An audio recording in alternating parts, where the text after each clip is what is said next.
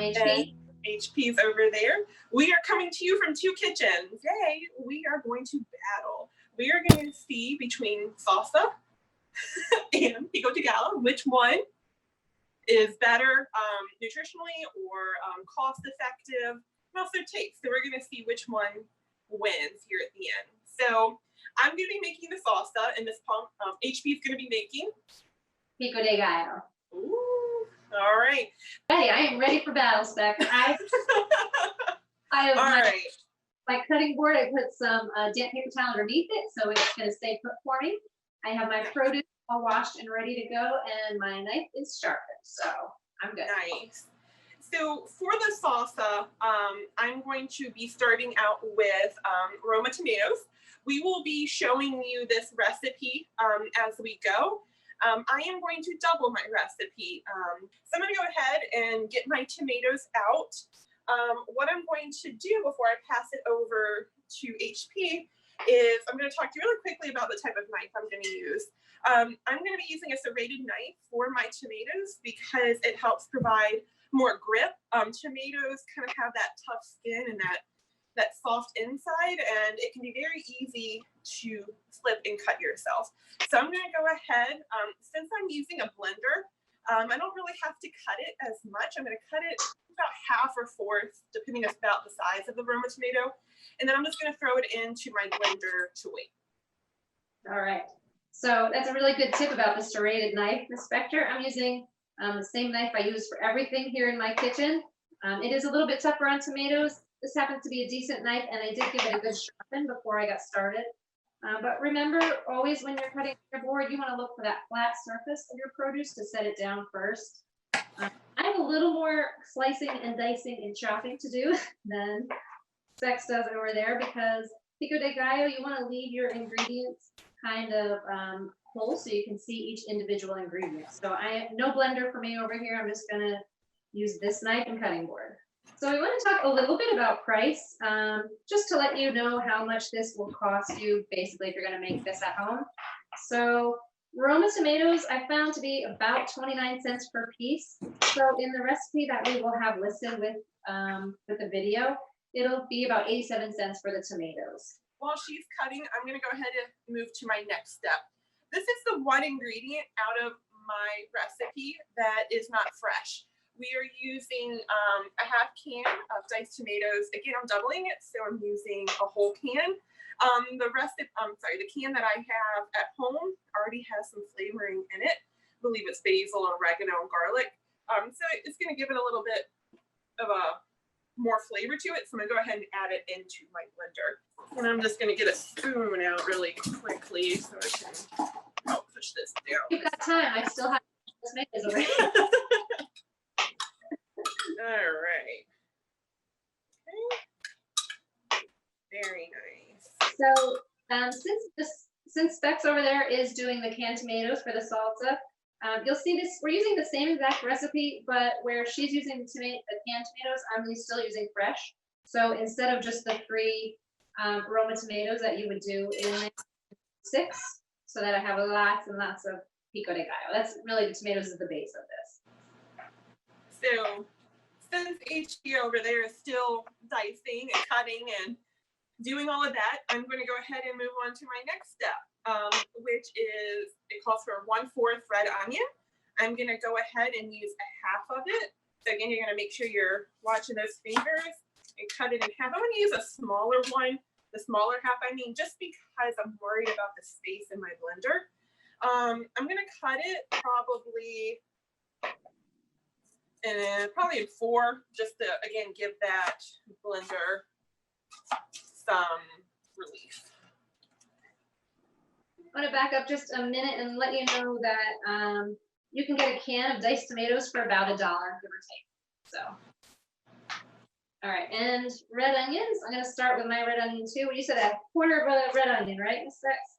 Yes, 1/4 of a red onion. And a 1/4 of a red onion is going to be about 25 cents per serving.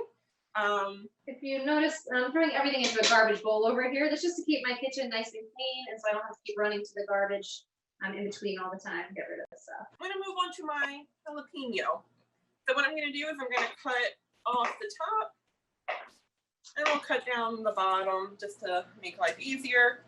And then I'm gonna cut it in half. So that way I can take those seeds out. So if you ever see inside a green pepper, it looks kind of similar. It has those seeds near the flesh. So I'm just gonna take my spoon. You can take your fingers. I'm just gonna take my spoon and get those seeds out, that flesh out. Okay. And I'm doing something very similar, but I'm gonna de-seed mine as well. I'm gonna use this shishito pepper. It's similar to jalapeno, but it's not as hot. But I do have a neighbor that has a community garden here and gave me a whole bunch of these the other day. So anytime I can get free local produce, I'm not going to say no. So since my blender is starting to fill up, what I'm going to do really quickly is just give it a pulse so it kind of helps reduce that bulk. Let's talk next about cilantro. For the recipe, use about a half a handful, about a quarter cup of cilantro. Miss Becker remembered first, so she'll use about a handful or a cup. A lot of times I'm pretty picky and I like to de-stem them, but with the Pico De Gallo and the salsa, I don't think it matters so much. So I just kind of scrape my knife in here and angle it to get most of the stems off. And then I pick out any really big ones that are in the way. And everything else can kind of stay in there for the chopping. Especially over there with the salsa where it's going to go in the blender, then you really don't need to worry about those stems. And what do we have for price of cilantro? We have, go ahead. We have about 99 cents for a fourth of a cup, even though, you know, it makes probably a lot more than that. But you're looking at about $1 per bunch. You'll notice neither of us are using measuring cups. Again, this recipe is so flexible and it's really all comes down to your taste buds. So once you have the basic list of ingredients and kind of an idea of the ratios, you're good to go. All right, that's enough playing with stems. I'm gonna go ahead and chop mine.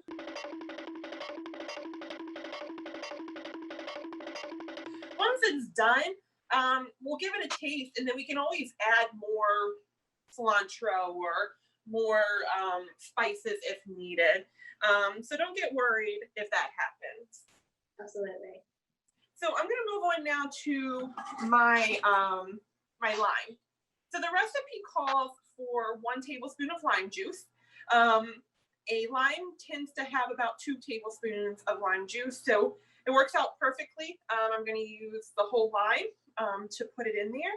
So first I'm just going to go ahead and cut it. Then, since my hands are nice and clean, I'm going to go ahead and use my hand to catch if there's any seeds that pop out. Okay, so I'm just going to let it go. Please. All right, and while she's putting her lime juice in, I went ahead and did that while she was talking. I'm gonna go ahead and mince my garlic.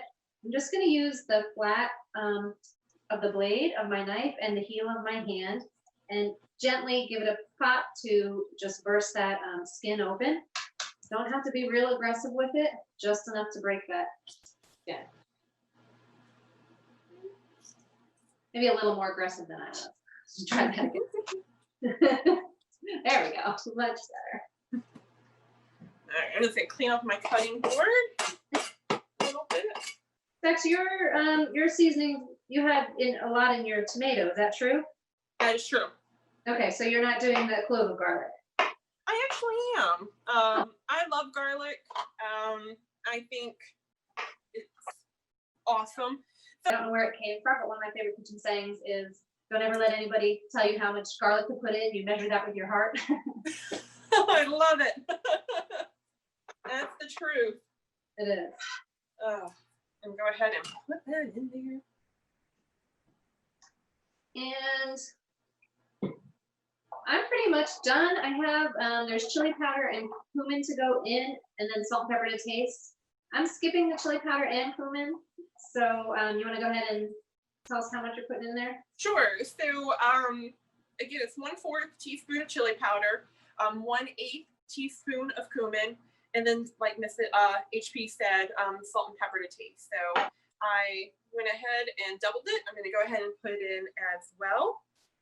And I know we forgot, I think the lime is about 15 cents per lime. Yes. Yes. So, thank you for that. Yes, it would be 15 cents per 1 tablespoon of lime juice. Yes. And likewise with all the seasonings, we kind of guesstimated about 15 cents for all the seasonings that you want. Okay, I'm gonna go ahead and turn my blender on. And Okay. see what we got.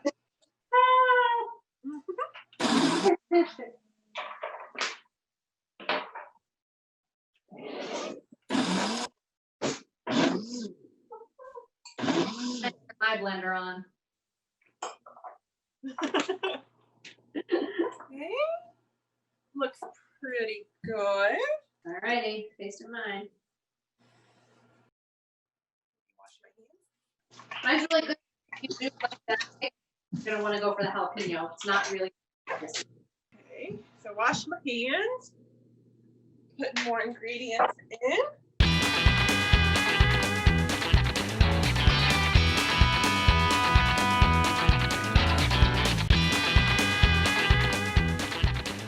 All right, so are you ready? Let's see how we matched up. All right. All right, so we're gonna talk about convenience. Salsa versus pico de gallo. Originally, my gut feeling was that salsa was unique because of the just kind of throw it in the blender. But looking around at my cleanup, I think my cleanup's gonna be a cinch because I don't have the blender to deal with. So I think convenience, I think we can call this one a draw. I agree. I also thought with the salsa that it was going to be a lot quicker, but we finished basically at the same time. So I agree. All right, tie. What about cost? Cost. So we used basically the same ingredients. It was just a different cutting style compared to a blender. So our cost came out to be pretty much the same. Maybe a cent or two different depending upon what you used. You had a free piece of produce that you used, so that might have cut it down a little bit, but I think that's a draw as well, this HP. One thing to keep in mind is that both of our recipes, since they did use basically the same ingredients, came in at about 43 cents per serving, which is about $2 for the total recipe of serving of 7. So it's just something to keep in mind as you decide what's a priority for you when you're choosing your recipes. That it's a pretty decent cost here.